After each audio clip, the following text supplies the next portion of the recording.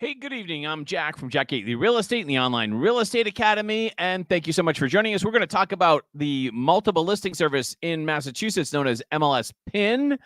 But if you have an MLS out there in the great wild there, and you have a new rules package at your MLS, I would love to see what the new rules package is wherever you happen to be. So you can email me or forward that email to simple jack@jackgately.com, jack@jackgately.com, Gately.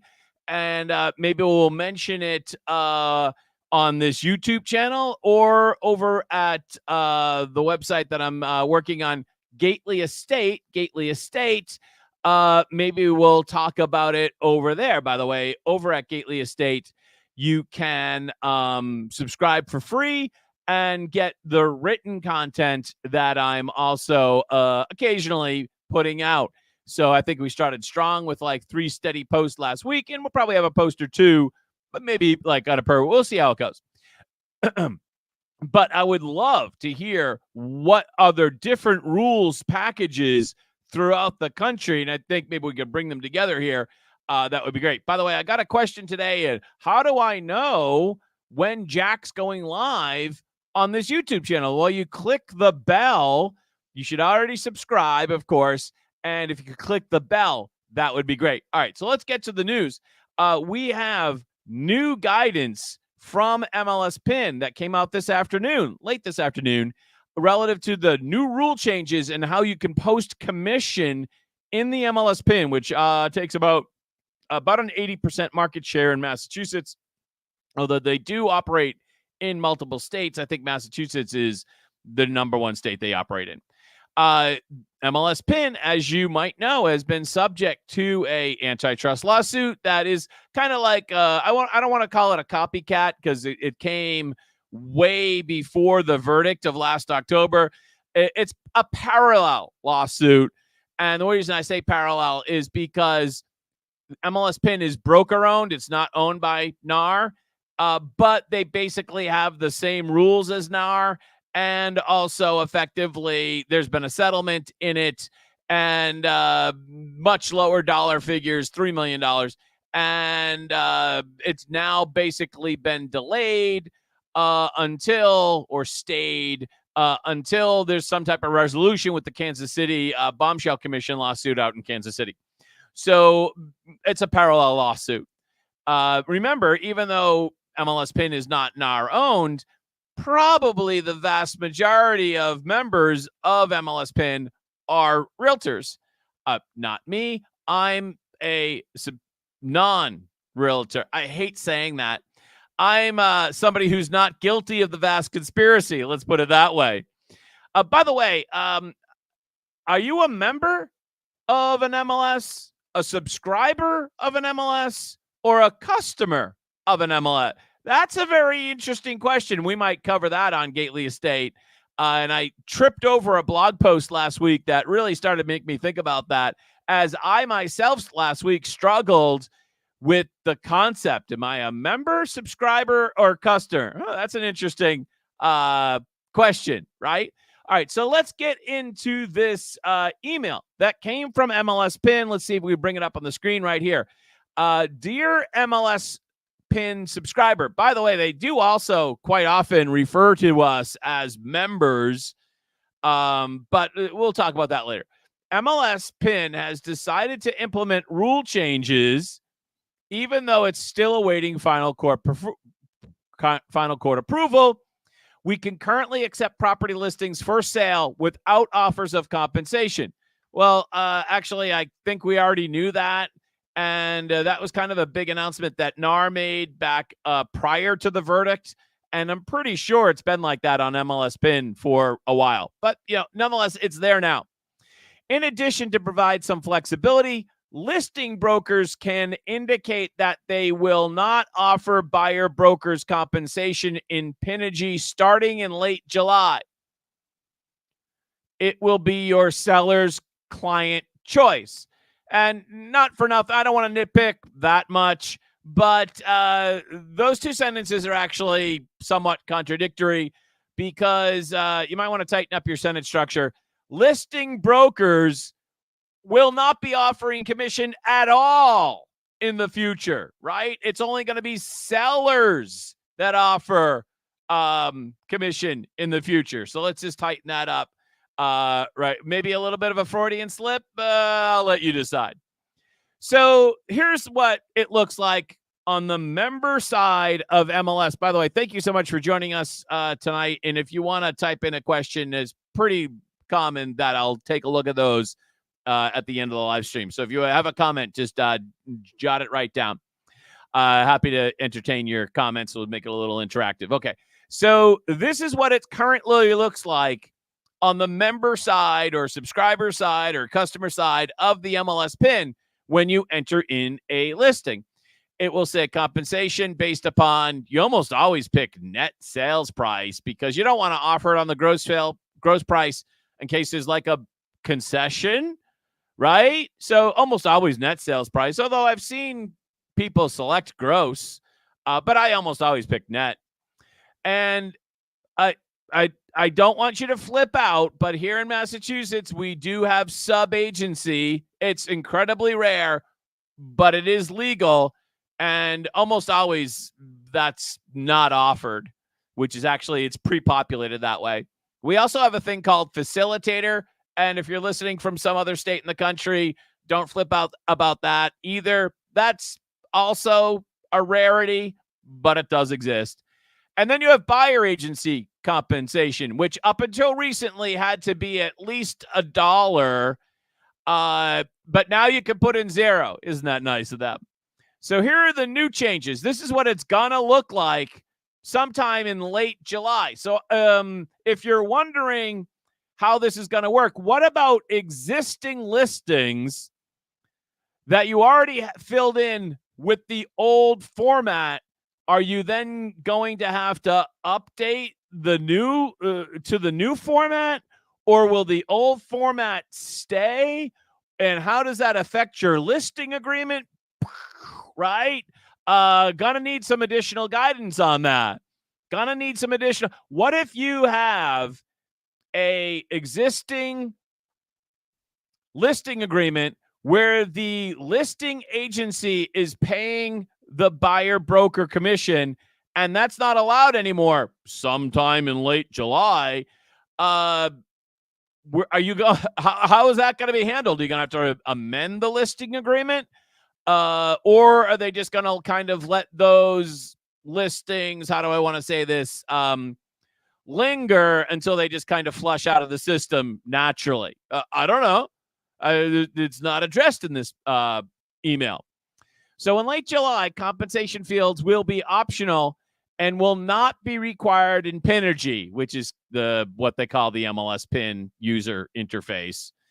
3 new choices will allow brokers to select compensation not offered, compensation offered but not on the MLS, and then unspecified. So we're going to have those options for all 3 types of agency: sub-agency, buyer broker agency, and facilitator agency. And remember, this money would be offered not by the list agency, but by the seller. Right off the bat, I got 2 problems with this. Number 1, if you select buyer broker's compensation offered and then select yes, and even if you leave the amount blank, there is a inference that they would get something, I guess, as low as $1. But it does kind of like, what if they don't get anything? Why isn't there an option? And I suppose that's what they're kind of aiming for when they say unspecified, which is kind of a cop-out, right? Like on lead paint, almost all of your listings say, oh, I don't know, right? Almost all, and everyone knows that answer is because we haven't had it tested. We don't want to have it tested. So I don't know about lead paint. And that seems like where they're going about unspecified compensation. Why don't they have an option that is more, I think, truthful, that says something like, it depends. Let me give you an example. Let's say you have a listing that's for $500,000 and somebody sends you an offer for $550,000 with a 2% request for buyer agency commission.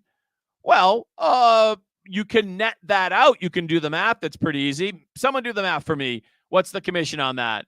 So I can't do it in my head. Is it 11 grand? I think it might be. Someone check on me. I think it's 11 grand. So you can net that out for the seller. It's basic math. Maybe you might need your calculator. It's not that hard to figure out. And you might say to the seller, well, that's still, even though you're paying 2%, it's still better than all the other offers you got. But what if you got an offer for $450,000 and they still want 2%? Well, and somebody do the math for me. What's that? $9,500.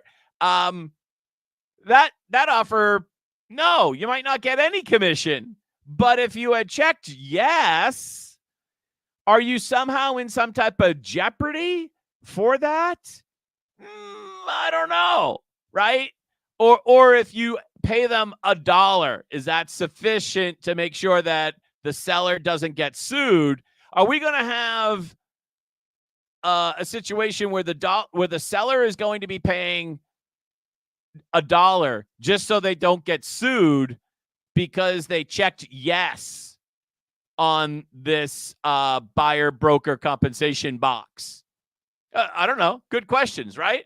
Now, here's another question.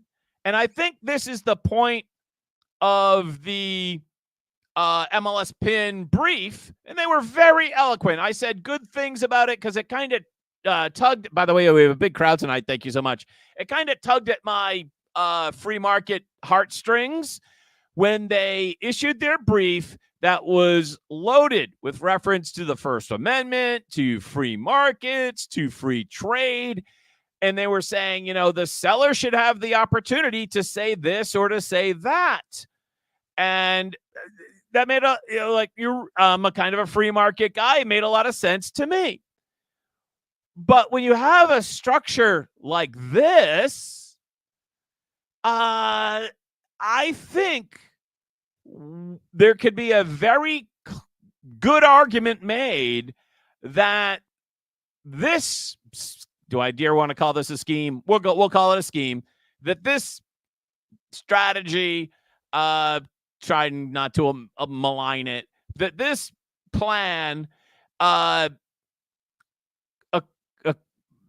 commits the same sin of elevating commissions as what was defeated in the bombshell commission lawsuit. In that, there's going to be incredible market pressure to select yes and also put a percentage in the buyer broker compensation window that is higher, that is inflated. And I think that's the goal of this whack-a-mole game that we see NAR playing all over the country. We talked about this with California on Friday, I believe it was, right? And we talked about the whole California situation where the California Association of Realtors amend listing agreement after DOJ inquiry, and it still stinks. GatelyEstate.com. Go over there and put your email in there so you don't miss a post from us. So I think this strategy by MLSPIN, basically, even though they're not owned by NAR, and I'm a subscriber / member, customer, whatever you want to call me, when you look at this, I think this still is going to be guilty of inflating buyer agency commissions because you have a spot for it, even though the seller is paying for it. The seller does not. Let's be perfectly clear about our understanding of the Constitution. Ricky, you might want to tune in right now. Take some notes. The seller does not have a constitutional right to speak their commission mind through the MLSPIN. Pretty sure about that. So, yeah, they don't have that. They can put up a sign. They can do a lot of different things. They can pay a commission. They can do a lot of things, but they don't have a right through a membership portal to advertise their commission that they might or might not want to pay based upon the quality of your offer. Right? So I don't know why they don't have an offer or a section that says depends. And then preferably,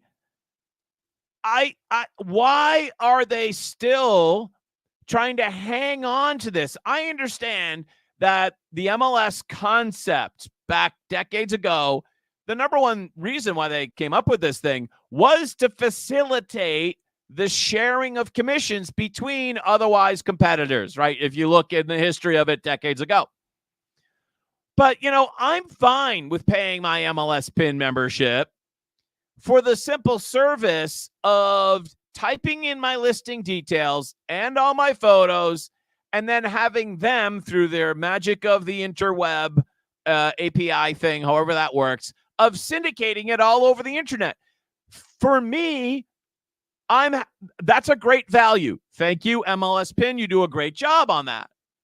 I would still be a member of MLSPIN if that's all you did, and that you would get out of the whole advertising the commission business. You don't have to keep yourself in the center of the transaction. We will still be members, subscribers, customers, whatever. Almost dropped the F-bomb right there. Did you see that? Yeah, almost. I try not to on this channel. We will still be members purely because you make our life easier through the syndication of our listings. You do not need to advertise the commission for us, because if you haven't noticed, that gets you into some legal trouble. Why don't we just get rid of this altogether and have everyone have the understanding that it would be pretty easy. Everyone has the understanding. If the buyer agent wants to request that the seller pay the buyer agency fee, because it would be their free market right to do so, they can request that in the offer. Or they can request what I would consider a bit more accounting loophole, the concession. But just take it out of the MLS altogether and have an understanding that you write that in your offer. And I'm going to tell you why they don't want to do it. They want the seller to put the number out there first. And we talked about this last week. Whoever mentioned, you try to sell a used car. Let's just say that you're selling a used car and it's $5,000. Now, when you put it up on Facebook Marketplace or whatever, you write $5,000. Then someone comes and looks at it, and they kick the tires, drive it around the block, all that other good stuff. And then they come back and they're looking at it and they're like, well, how much do you think you'd let it go for? Well, the first person who answers that question loses. The first person who answers that question loses. Right? Dad taught you that, or my dad taught me that, right? Obviously, the answer is $5,000 or more, but they're trying to get you to negotiate against yourself. You don't have to. You shouldn't, right? The second you say, well, just make me an offer, well, then you just gave them permission to lowball. What would be better is the buyers put a number on that, since the buyers are basically paying the money anyways, right? The buyers put a number on that rather than have it pre-established in the MLS that the seller is willing to pay at least up to a certain number based upon maybe the quality of the offer, right? If we select yes and write 2%, and then you send me a crappy offer for $450, when it's listed for 500. Am I still obligated to pay you 2%? No, get rid of this altogether. I don't need it. Maybe some people who are trying to get higher barrier agency commissions need it because they suck at negotiating. But just get it out of it. It's causing you a lot of pain. I don't know if I can't even imagine the MLSPIN legal bill or NAR legal bill. Just get out of the business of doing it all together. Stop trying to get the seller to give the number first. If the buyer gives the number first, then that will result in lower buyer agency fees, which make it perfectly clear that is not what NAR wants. NAR does not want to save buyers money. Double negative, I know, but you know what I'm trying. And MLSPIN, their strategy is parallel to that. If buyers name the number first in a negotiation they have with their buyer agent, buyers win. If sellers name the number first, then the fees will be inflated. That was the verdict in Kansas City. Buyers lose. That's really not that hard to figure that out. Additional changes coming in Q4. I thought these changes were coming sooner, so it almost seems as if they pushed these back a little bit. I've actually already complied with bullet points 1, 2, and 3. We're not going to get into them. And I can't comply with bullet number 4 until the MLS changes their system. When we'll see when that happens, late July or Q4. Q4 is in a while, isn't it? Isn't it? Right. We're what Q are we in now? We're in Q3, and Q4 is October, November, December. So I think they just pushed those back. I could be wrong about that. I don't want to tell. But Bushy Chop, we love you, Jack. Thank you, Bushy. So can we say the compensation? All right, Uber Realty has a question. So we can say the compensation, but I can't tell you. Well, let's just bring up the options here. Yes. So under this scheme, you could click yes under buyer broker compensation. That yes, there is some compensation to be had, but you could leave the percentage and or the dollar figure blank. And let me just scroll back up again. As you see in our MLS, this is how it works. When you enter a listing, anything that's in red with a little asterisk, you have to fill it in or it will kick it before you post it. It won't allow you to post it. So notice how the fields, as they currently exist today, are red with an asterisk. But in the future, they will not be red with an asterisk. So theoretically, you could leave all of this blank, I guess. Although it does seem that it will be defaulted to unspecified if you don't do anything with it. That's the way I look at it, that graphic as they released it. Let's see. You can't handle the truth. I hope you don't mean me. I think I am handling the truth. All right, so that's the update here in MLSPIN. Again, I'm very eager to hear what you might be seeing in your part of the country. Email your if you got a notice from your local MLS, I'd love to see what they're doing. jack@jackgately.com.